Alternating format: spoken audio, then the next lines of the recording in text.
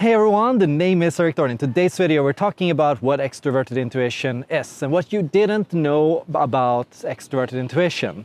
Number one, extroverted intuition is it's founded on human ritual. Okay, this is probably going to surprise you, but extroverted intuition is the basic building block, the fuel of extroverted intuition is human rituals. And with that I mean culture, I mean anthropology, I mean how we live together, I mean how we act, what we do, what is happening around us, how humans interact with one another, how we interact with other animals, all our different rituals of what we say to one another every morning, all these things that are happening, right?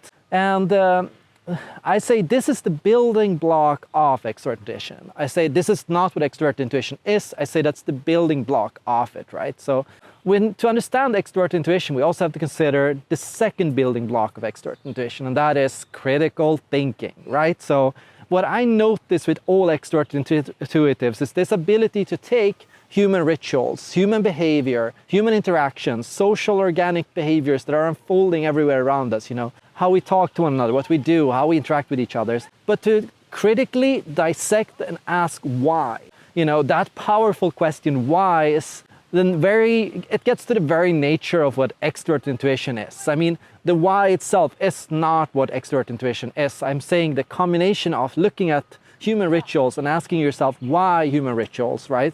This ability to do these kinds of things speaks to the nature of what the extroverted intuition does, because extroverted intuition plays with human, social, organic rituals, and it comes up with all these new things and all these things we could do with it, right? So if we know and observe all the possible scopes of human interactions as they currently are, right?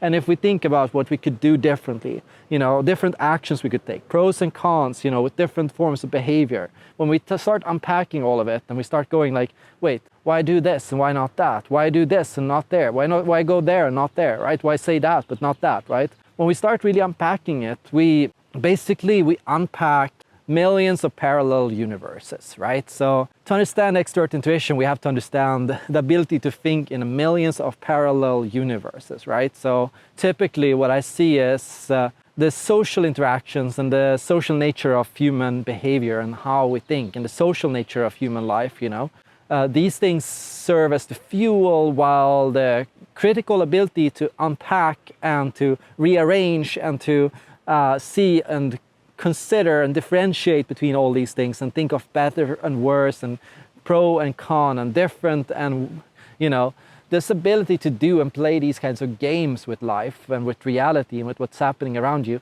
these things seem to be what create extroverted intuition. And so in a way, when we think of parallel universes or multiple variables or multiple options or multiple things you could do, what we're thinking of is like, what could I say now? What could I do next? Where could I go? Like, what could happen tomorrow? Like, from an extrovert intuitive standpoint, anything is possible. Everything is happening at the same time, right? So it's like folding the totality of life on top of itself, or at least let's small down, right? Like start with inside your own apartment right now, and you start thinking of everything that's happening around you, all the rituals that we do, we clean our house, we cook the food, we make the dishes, we rearrange our furniture, we put books in the shelves in certain symmetrical patterns, we do all these kinds of things, right? And we have all these rituals, we sleep at a certain hour, we sing or dance, we listen to music, we have all these things, and like social organic rituals that we do, right? And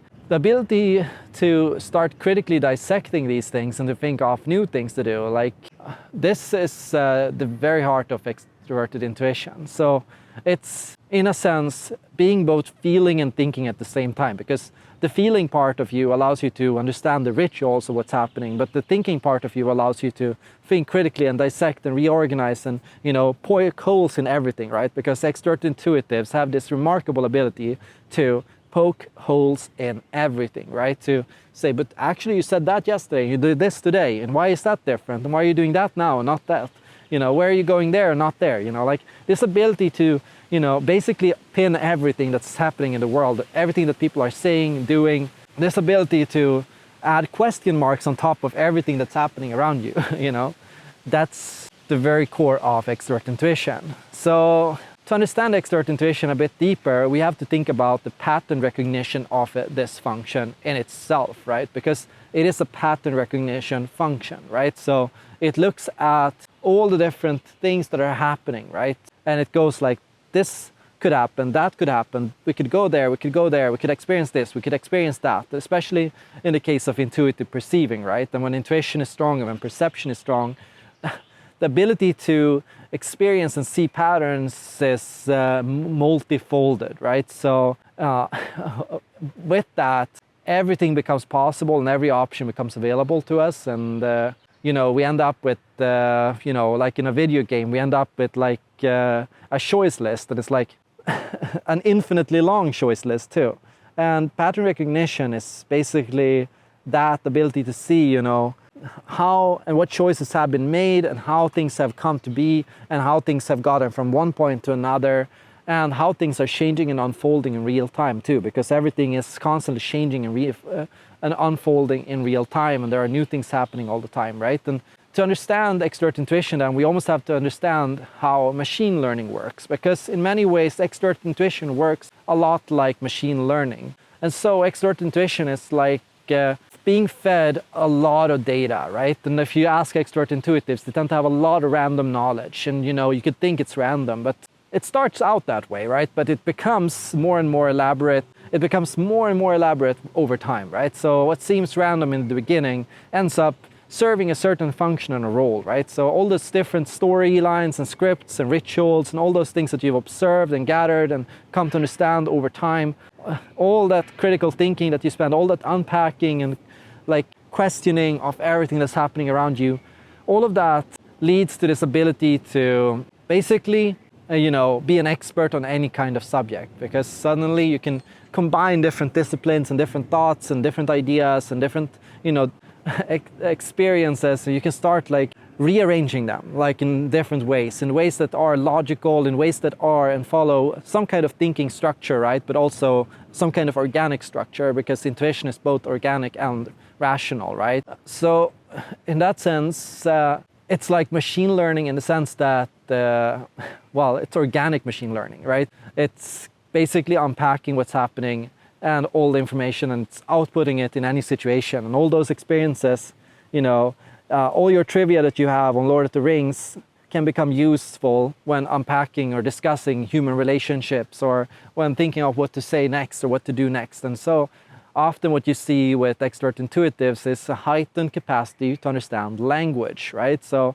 typically extroverted intuitives are the most likely to, you know, speak multiple languages. But of course, extrovert intuition is not knowledge of language in itself. Any personality type could learn language. What I'm saying is extrovert intuitives seem to learn it faster. So if you put them in the same room, you know, and they all have to learn and start out from the same spot, I see extrovert intuition seems to more effectively learn new languages more quickly. And often how it works is through that skill and pattern recognition. So what I see extrovert intuitives do is I see them look at what people are saying and doing, in what situations and what context, and how they say it and how they mean it. And by observing these things and then critically thinking of what did they mean with that, and why did they say that, and why did they do it like this, you know, that's the very basis for fast learning of language. Because if you're interested in culture, if you're interested in people and human rituals and what people are doing and saying, but if you're also interested in decoding and thinking critically about what people are saying and why they say it, right? That's the start of any linguist or skilled language speaker. That's what the base recipe you need to learn any language. Now, one thing you might not know about extroverted intuition is that it's not the opposite of introverted sensing, strictly speaking, right? So when we think of yin and yang, we think of opposites, right? But the truth is they are not meant to be taken as opposite forces, but rather to be taken as one holistic thing, right? So we are the holistic thing and we have these forces, and how it's often to be understood is we can't use both of these functions at the exact same time, right? So what we have to do is we have to move back and forth, right? So for every single idea or pattern that you see as an extrovert intuitive, it's very important that you find one specific step or one specific action or something that you could do that can become, you know, a tradition or something that you act on or gain some kind of experience from, right? So find some way to take action on your ideas, to speak your mind freely without fear, to find an ability to express yourself and your thoughts, and to put things out, and to notice the response you get for doing it, right? So learn to vocalize the language that you learn, the patterns that you observe, so that they can be critically challenged, and so that you can understand and memorize them, and so that you can, you know, use them the next time in a future moment or future situation. And recognize that introverted sensing is not the opposite of extroverted intuition. In fact, these two belong together in a constant dance. And if you can intensify and deepen your relationship to extroverted intuition and get better at this function, because you can improve at it, right? You can deepen your relationship with extroverted intuition. You will also deepen your relationship with introverted sensing. So if you struggle with introverted sensing, well, you can always start with extroverted intuition. The truth is, it will trickle down. Both feed on and improve on each other. The more past experiences that you have gathered, the more options and opportunities you can see in the real time. The more patterns and opportunities that you can observe and explore, the more feedback and learning and memorization is going to be possible for you later on. So recognize you can't do them both at the same time, so switch back and forth between the two, and take time to go out and explore and do crazy things, and take time to, after that, sit back and think, why did I do it, and what was the lesson here, and what can I improve in the future, and how can I do it differently, and what did I like and what did I not like, right? And so by doing that, by engaging in this dance of opposites, you can maximize your extrovert intuition with the goal perhaps of one day discovering the ultimate pattern of life, and the ability to navigate any situation, or to achieve any possibility, or go to any place in the world, or to experience anything that you would ever want to experience, right? At least that's hypothetically true. Best of luck, and see you all in the next video.